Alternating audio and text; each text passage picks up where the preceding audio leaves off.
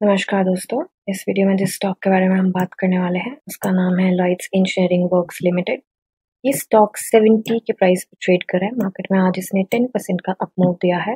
Market cap है इसकी 8024 करोड़ की। मोटर होल्डिंग 57.20 है। बुक वैल्यू 2.29 है। डिविडेंड यील्ड 0.14% है एंड फेस वैल्यू 1 है।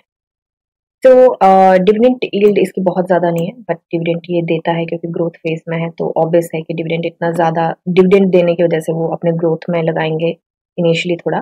तो अभी 2 मई को इसका रिजल्ट आने वाला है एंड फाइनल डिविडेंड भी अनाउंस करेंगे। तो थोड़ा सा इस वीडियो में बात करेंगे जो हमारे टारगेट्स थे जिनको हम अचीव कर चुके हैं काइंड ऑफ, एंड आगे के क्या टारगेट्स हो सकते हैं, क्या हो सकता है मार्केट में, तो उसको थोड़ा सा पैटर्न्स को रीड करेंगे। तो अभी के लिए फंडामेंटल वीडियो अगर आपको देखनी है तो fundamental video very first video होगी प्लेलिस्ट में, वो हम ऑलरेडी बना चुके हैं। अभी के लिए देखें तो ये स्टॉक 50/200 दोनों डीएमए से ऊपर ट्रेड करे, जो कि एक अच्छी बात है। पी रेशियो जो है मीडियन से ऑफकोर्स छोटू सी ऊपर है, बट अगर पी कंसीडर कर रहे हैं तो अगर पेग भी कंसीडर करें, पेग इज PEG, ये होता है ग्रोथ एडजस्टेड पी रेशियो। तो ग्रोथ के फेज में यूजली स्टॉक थोड़े से महंगे मिलते हैं, तो उस हिसाब से पीई मुझे लगता नहीं है कि थोड़ा ज्यादा है। सेल्स एंड मार्जिन में देखिए, ग्रॉस प्रॉफिट मार्जिन तो यहाँ पे डाइव डाउन किया है and sales quarter on quarter बहुत अच्छे तरीके से इंक्रीज करी है एंड क्वार्टर रिजल्ट हमें काफी अच्छा आने की उम्मीद है। यहाँ पे भी बोला है क्योंकि एक तो इन्होंने डिविडेंड अनाउंस किया है, और डिविडेंड अनाउंस किया है इसका मतलब कंपनी को प्रॉफिट हुआ है। नहीं तो कंपनी को कोई ऑब्लिगेशन नहीं होती डिविडेंड देने की, उनकी चॉइस होती है। तो यूजली कंपनीज डिविडेंड, यूजली क्या यही होता है कि अगर डिविडेंड दिया है इसका मतलब कंपनी को प्रॉफिट हुआ है। ठीक है, अभी के लिए चलते हैं इसके चार्ट पे। चार्ट पे देखिए, सबसे पहले RSI देखे तो RSI 72.22 पे है। काफी सही जगह है RSI अभी, एंड ये हम लेके चले थे टारगेट की मंथ एंड तक हो सकता है 72.85 के आसपास ट्रेड करे। हालांकि उधर नहीं पहुंच पाया है 73 के आसपास। आज इसने जो हाई लगाया था वो लगाया था 72.65, तो कहीं ना कहीं ऑलमोस्ट ये सस्टेन नहीं किया उसके ऊपर, बट टारगेट कहीं ना कहीं हमारे अचीव हो चुके हैं। आज काफी फ्लक्चुएशन देखी गई है इसमें, 14% के आसपास भी इसका मूव था एंड प्रॉफिट बुकिंग भी देखी गई है। अभी के लिए देखिए हम टेक्निकली, तो देखिए ये ना चैनल के अंदर ट्रेड करा था, हमने बात करी थी चैनल से नीचे जाएगा तो दिक्कत है, बट चैनल के अंदर ही ये रहा। तो अभी के लिए चैनल से निकलना भी ऑफ कोर्स एक बड़ी बात होती है, वहां पे भी थोड़ी सी हर्डल आती है। वॉल्यूम की बात करें तो आज वॉल्यूम बहुत ज्यादा अच्छा आया है एंड 5 करोड़ के आसपास का वॉल्यूम आया है NSE BSE दोनों को मिला के। 5 करोड़ से इनफैक्ट ऊपर ही है थोड़ा सा, बट यहाँ पे 5 करोड़ दिखा रहा है, तो दैट्स फाइन। तो अभी के लिए देखिए ये हमारे मंथ एंड के टारगेट थे एंड अभी के लिए मेरे को लगता है टारगेट हमें रिवाइज करने पड़ेंगे। एक बार क्विक हम BSE पे चलते हैं। तो BSE पे देखिए इसका प्राइस बैंड जो है वो 20% का है एंड एक न्यूज आई है। न्यूज तो ऐसा कुछ मेजर न्यूज नहीं है, बस न्यूज़पेपर पब्लिकेशन है, और ऐसे कोई मेजर न्यूज नहीं है जो इसके प्राइस के अप या डाउन में किसी भी तरीके से मदद करेगी। तो ये न्यूज़पेपर पब्लिकेशन की न्यूज है कि श्री कृष्ण गुप्ता जी को, मिस्टर श्री कृष्ण गुप्ता जी को अपॉइंट किया गया है whole time director, and Devidas Kamle ji की अपॉइंटमेंट है, तो वो बताया है, और बाकी कुछ भी नहीं है। सच मुकेश गुप्ता जी को वो chairman and whole time director बनाया है। तो जो न्यूज आई थी पहले उसी की, ये जो न्यूज आई थी उसी की न्यूज़पेपर पब्लिकेशन है।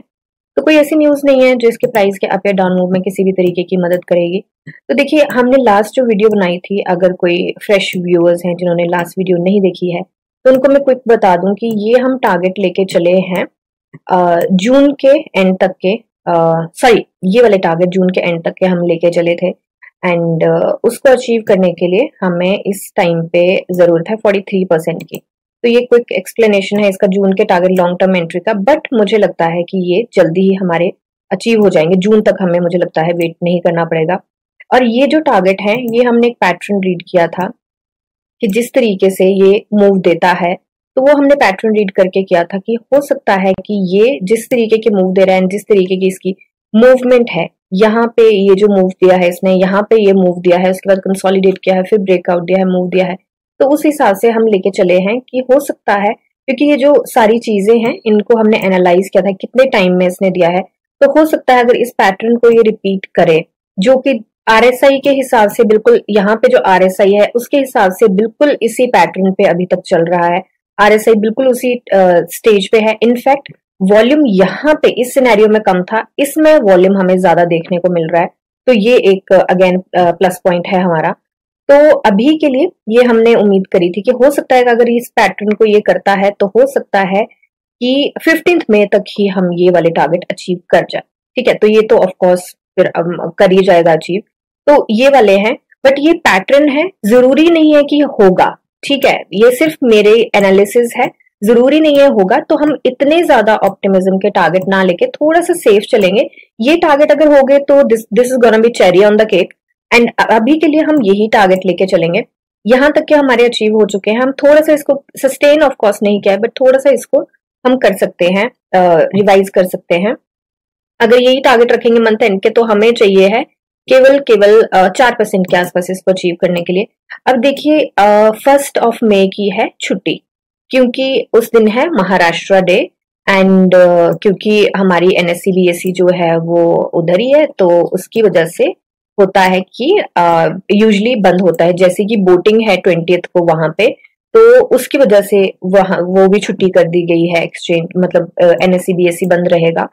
तो 1 मई को छुट्टी है, मतलब वेडनेसडे को छुट्टी है, तो हमारे पास कल का ट्रेडिंग डे है, वेडनेसडे को छुट्टी है, एंड थर्सडे को आना है हमारा, 2 को आना है हमारा रिजल्ट।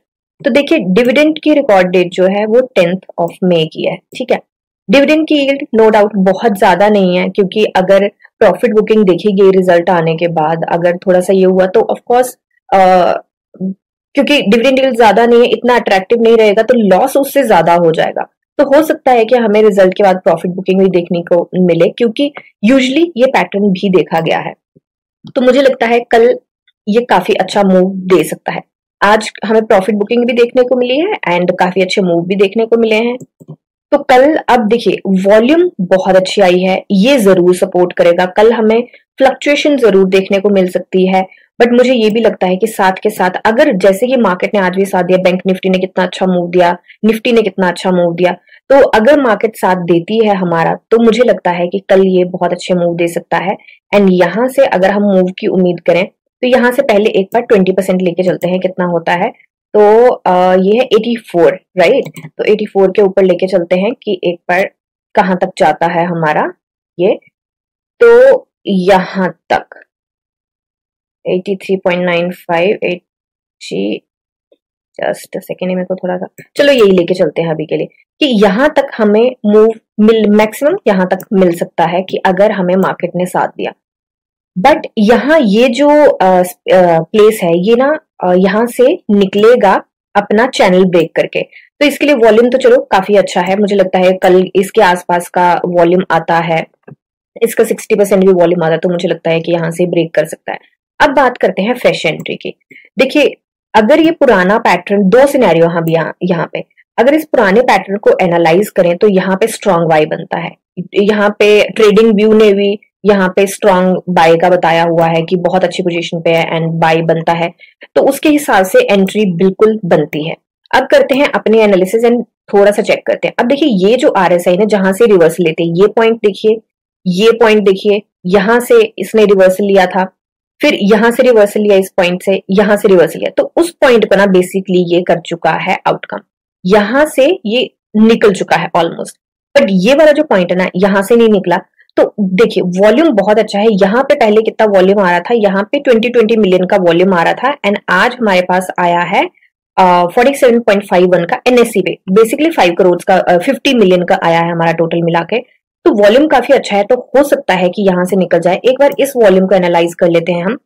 तो यहाँ पे आया था 44, मतलब 5 मिलियन के आसपास का वॉल्यूम आया है यहाँ पे भी, जहां से ये निकला था। निकलने वाला 22 मिलियन आया था, उसके बाद 20% का इसने पहले इसने दिया था, 10% का 22 मिलियन आया था। RSI बिल्कुल उसी पॉइंट पे है, जब इसने 10% का दिया था, बिल्कुल RSI वहीं पे इंटरसेक्ट करी है, एंड RSI कहीं ना कहीं उसी पॉइंट पे है जहां से कल ये स्टार्ट होगा। एंडिंग वाली देखेंगे तो वो थोड़ा, तो हम पुरानी लाइन के पीछे वाले डे की देखेंगे कि कहां पे इंटरसेक्ट कर रहा है वो RSI, क्योंकि वहां से स्टार्ट होगा हमारा। तो RSI हमारी कहीं ना कहीं उसी पॉइंट पे है कि अगर यही पैटर्न रिपीट करता है, तो मुझे लगता है कि यहाँ से निकल सकता है। एंड 20 मिलियन के जब इसने दिया था, यहाँ पे चेक करिएगा, यहाँ पे दिया था इसने, कौन सी डेट को दिया था, जस्ट अ सेकेंड, ये दिया था इसने 31 जुलाई 2023 को इसने मूव दिया था एंड 32 मिलियन का वॉल्यूम आया था। तब भी ये काफी अच्छे से आरएसआई को ब्रेक किया था एंड आरएसआई यहाँ पे थोड़े से उस जोन में आ गई थी जो जिसको हम ओवरबॉट कहते हैं। बेसिकली टेक्निकल टर्म है कि वहां से रिवर्सल मिल सकता है, लेमैन लैंग्वेज में हम ओवरबॉट जोन बोल देते हैं।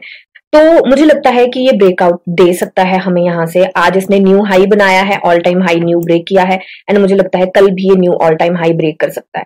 अब देखिए फ्रेश एंट्री मुझे लगता है डेफिनेटली बनती है एंड मैं कल के मूव की ये उम्मीद कर रही हूँ, but let's not be very much optimistic. मुझे लगता है कि मूव देगा, फ्लक्चुएशन देखी जाएगी। फ्रेश एंट्री जो बनानी है, एक बार मार्केट में हमें जरूर नजर रखनी पड़ेगी कि निफ्टी बैंक निफ्टी क्या कर रहे। बैंक निफ्टी तो चलो इतना पर सेंटिमेंट्स ऑफ कोर्स होते हैं, निफ्टी कहाँ जा रही है एंड आज जो यूएस की मार्केट है उसका भी थोड़ा सा ध्यान देना पड़ेगा। मैं एक बार उसका हाईलाइट चेक कर लेती हूँ कि यूएस की मार्केट क्या कर रही है आज। तो अभी के लिए यूएस की मार्केट S&P 500 ग्रीन में है, नेस्टेक ग्रीन में है, डाउ जोन्स ग्रीन में है, डाउ ग्रीन में है। तो अभी के लिए तो ठीक है। अब इसकी क्लोजिंग बहुत इंपॉर्टेंट रोल प्ले करती है, तो उस पर भी थोड़ा ध्यान रखना पड़ेगा। एंड निफ्टी जो है, निफ्टी भी अपने बिल्कुल उस रेजिस्टेंस पे है, तो वो भी हमें एक बार चेक करना पड़ेगा कि सपोर्ट कहाँ बनाती है एंड एवरीथिंग, राइट। तो वो भी थोड़ा ध्यान में रख के चलेंगे क्योंकि हाई के रेजिस्टेंस के पास है एंड अगर इसको ब्रेक करते हैं रेजिस्टेंस ऑफ कोर्स मिल सकती है एंड अगर इसको ब्रेक कर देता है तो बहुत अच्छी बात है। अदरवाइज थोड़ी सी फ्लक्चुएशन उसमें भी देखी जा सकती है और उसका असर स्टॉक्स पे भी देखने को मिलेगा। ठीक है, तो अगेन ये सिर्फ और सिर्फ मेरी एनालिसिस है। कल के मैं यहाँ पे कल के उम्मीद है मेरे को, क्योंकि डिविडेंड है, रिजल्ट आने वाला है, तो रिजल्ट से पहले यूजुअली भागता है। हो सकता है ये 20 के मूव दे जाए। Fluctuation and profit booking definitely देखने को मिलेगी। मार्केट में देख के ही एंट्री हम बना सकते हैं। मैं यहाँ पे होती तो मैं एंट्री मार्केट में देख के जरूर बनाती। ठीक है, एंड रेस्ट ये सिर्फ मेरी एनालिसिस है, बाई सेल होल्ड की कोई भी रिकमेंडेशन नहीं है। एंड आप अपनी एनालिसिस करिए, जानिए समझिए पढ़िए और फिर इन्वेस्ट करिए। If there is any question तो आप मुझे कमेंट सेक्शन में पूछ सकते हैं। I will try to help you. Thank you and have a nice day.